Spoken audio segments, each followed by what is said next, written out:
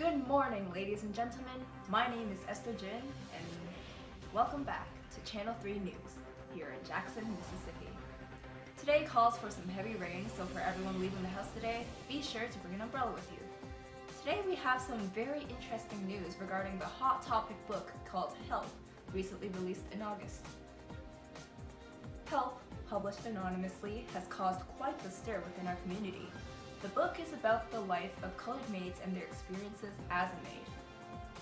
Now, there has been some serious speculation of who these maids and their white ladies are. Even the town that the book takes place in, Niceville, Mississippi, is most speculated to be our own little town here in Jackson. The book, Help, takes on the form of a biography, each separate chapter containing one maid and covers their experiences. These experiences seem to be very specific, especially the story in Chapter 2 about an L-shaped crack, or a story in the last chapter about a woman who ate her maid's feces laced in pie. I can tell you right now, even if you're against the topic in the book, that last chapter will give you a laugh. Now, who might be who in Help?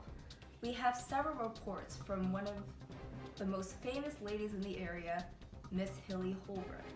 She's the leader of the well-known Jackson Junior League, a charity foundation. Now, there are rumors circulating that one Miss Sinclair and her Annabelle are one of the pair in the book.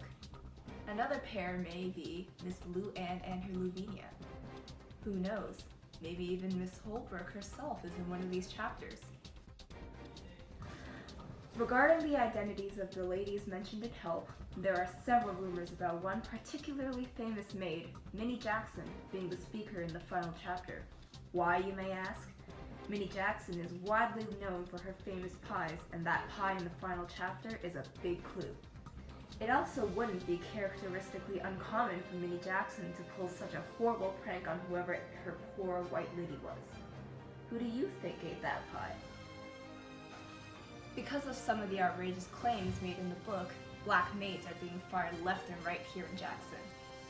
It's unknown whether they will ever find a job again, but with Miss Hilly Holbrook's influence, it's highly unlikely.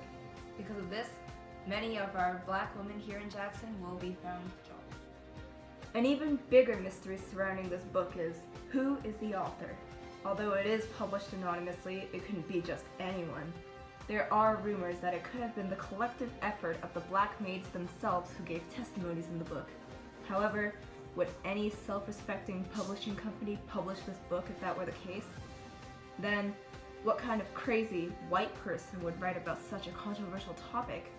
It's a real mystery, perhaps even more mysterious than the identities of the maids. If you'd like to figure out this mystery for yourself, pick up a copy of Help at your nearest bookstore today. And think for yourself, is this really Jackson, Mississippi? Do you have to know who is who in the book? Who do you think are the black maids mentioned? Who is the author? Tune in to find out more. Coming up next, we have Marsha Jackson with an interesting news story down in Macomb County. Have a good day, everyone. This is Channel 2.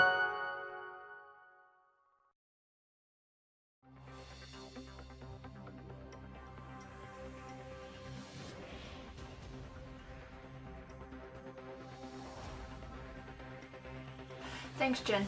Good afternoon, everyone.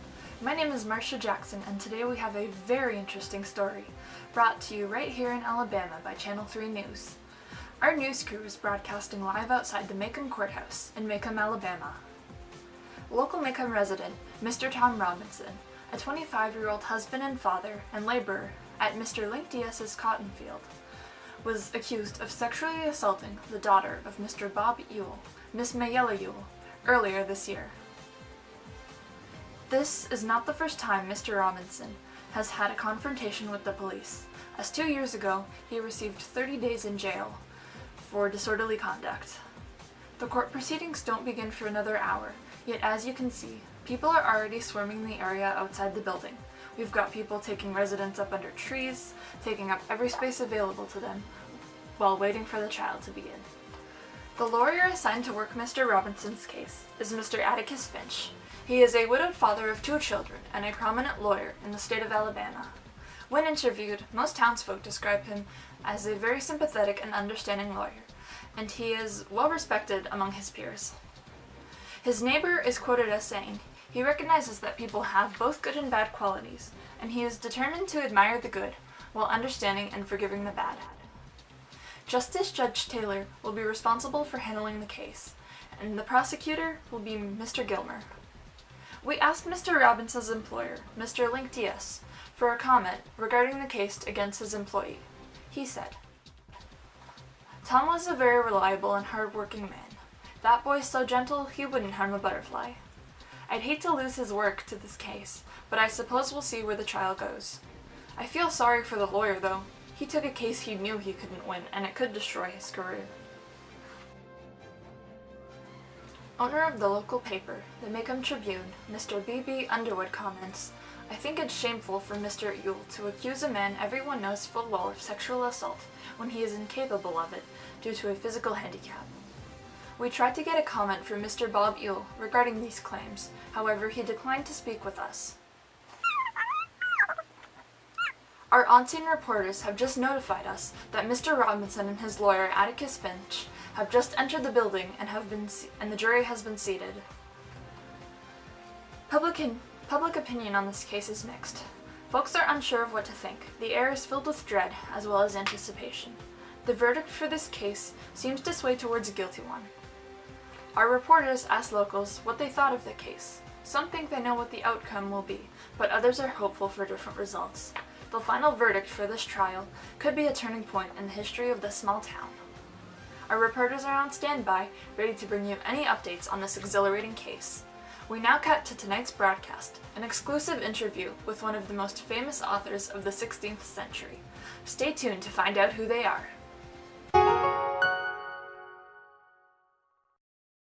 Good day, ladies and gentlemen. My name is Nicole Kritzinger, and I'm recording live with Channel 3 News. Today, I've traveled back to the time 1606 to interview one of the world's perhaps most recognizable playwrights, Mr. William Shakespeare. I'm looking outside his house right now, so let's find out if he's inside.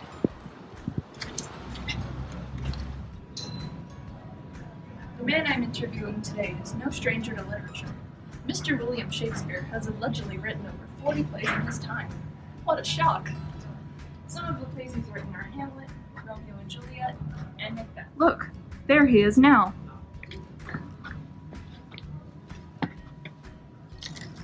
What? Who is this that trespasses upon my dwelling? Sorry for popping up out of the blue, Mr. Shakespeare. My name is Nicole Kritzinger, and I'm a talk show host, and I'm here to ask you a few questions. Thou dost speak in a manner most peculiar. Art thou not English? Oh, I'm English. I'm from the future. Surely you jest. Well, I believe that you are from the future as much as I believe that I am from outer space. You're a pretty funny guy. Mind if I ask you some questions about you and your life? I suppose I have the time for some questions. Ask what you will. Great. First question. Many people from my era hypothesize that you didn't actually write your plays, and speculate that other, more educated people wrote them instead. What do you have to say about that? Absolutely absurd. Although I may have drawn inspiration from other sources, my plays are written by me. What, do your people believe that I do not have the intellectual capacity for writing? I think so. I mean, you live such a modest life, and you haven't done much schooling either. Intelligence is a gift, my friend. It cares not for your social status. Wise words, friend. This next question might be a little awkward, but are you into men? My apologies. Please continue.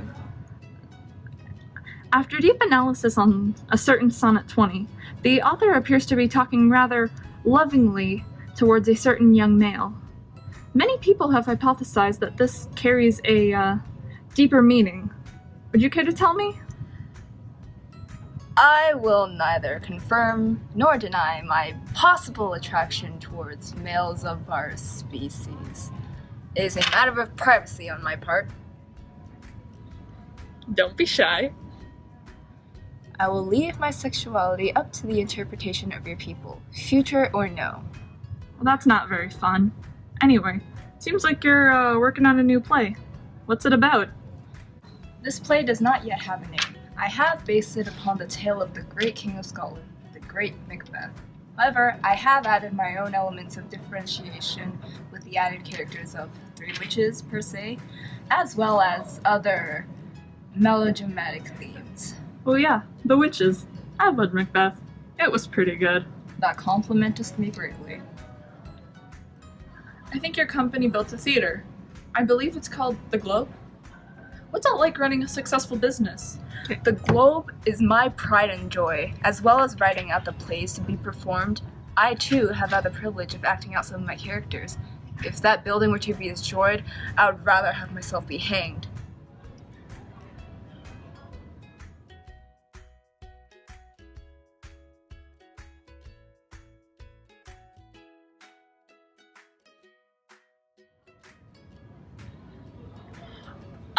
So, how's your family?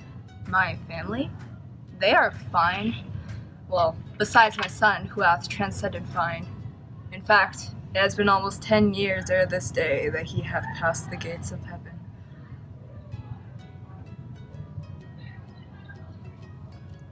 You have a fine way with words, Mr. Shakespeare. You're so poetic. I believe that refers to that as sarcasm. I've got another question for you, Mr. Shakespeare. In our dictionary today, we use over 1,500 of your words. How did you come up with all of them? I draw inspiration from various sources. In most cases, I will combine pre-existing words together in such a manner that would make sense. In other cases, I will simply combine the first syllables that come into my head. What made you start writing? I joined a theater troupe in London in my younger days. That is where I wrote my first play, Henry VI. So you like history? I suppose it is an interest of mine. Is it not interesting to learn about the actions of the people before our time? Old people are boring. Thou art boring. If you are truly from the future, then why have you come to interview me?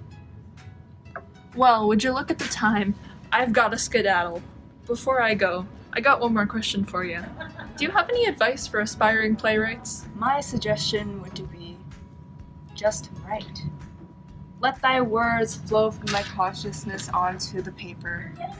It matters not what you write. It matters only that it is written. That's deep, man. Well, that's all the time we got for today. Tune in next week, folks.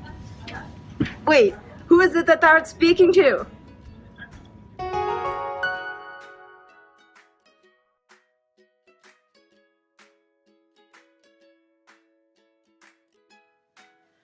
Because of some of the outrageous claims made in the book, black maids are being fired left and right here in Jackson.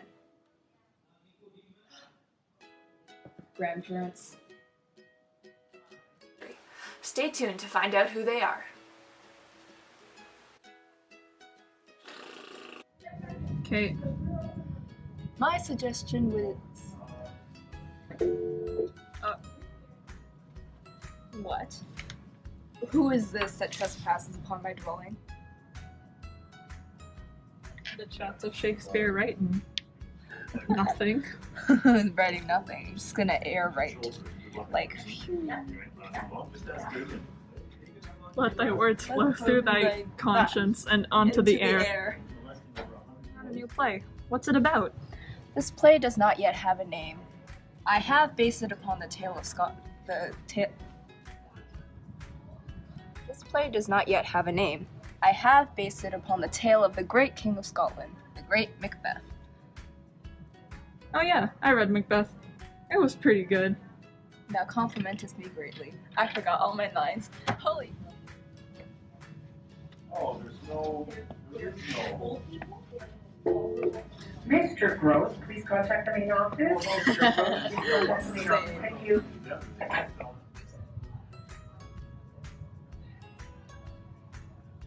You have a fine way with words, Mr. Shakespeare. You're so poetic. I believe.